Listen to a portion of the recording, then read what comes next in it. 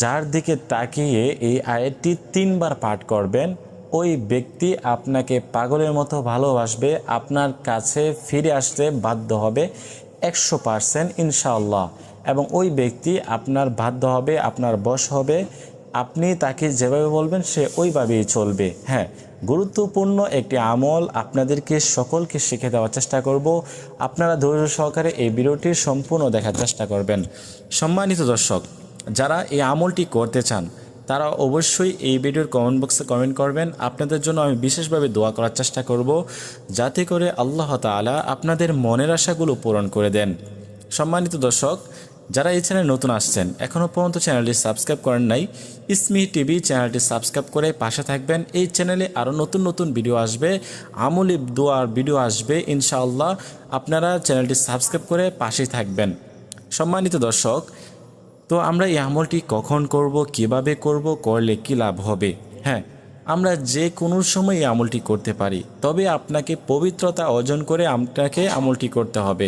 আর পারলে আপনি ফজরের নামাজের পরে করবেন। ফজরের নামাজের পরে আপনি এক জায়গায় বসবেন, বসে প্রথমে 3 বার ইস্তিগফার পাঠ করবেন, আস্তাগফিরুল্লাহ আস্তাগফিরুল্লাহ আস্তাগফিরুল্লাহ।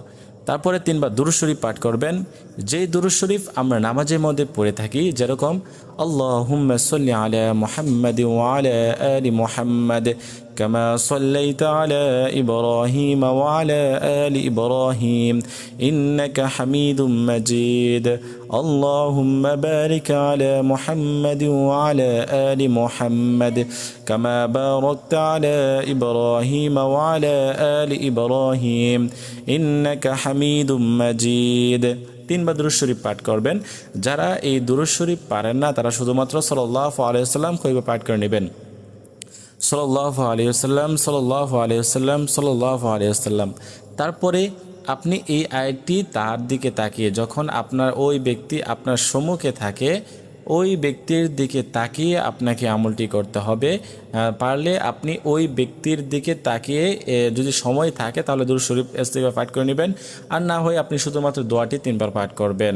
তার চেহারা দিকে তাকিয়ে আপনি পাঠ করবেন, ওয়ালকাইতু আলাইকা মাহাব্বাতাম মিন্নি ওয়ালকাইতু আলাইকা মাহাব্বাতাম মিন্নি ওয়ালকাইতু আলাইকা মাহাব্বাতাম মিন্নি।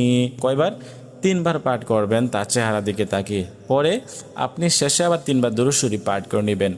তো শুধুমাত্র এইভাবে আপনি ওই ব্যক্তির, যে ব্যক্তিকে আপনি বাধ্য করতে আছেন, বশ করতে আছেন, আপনার কাছে ফিরে আনতে চাচ্ছেন এবং আপনার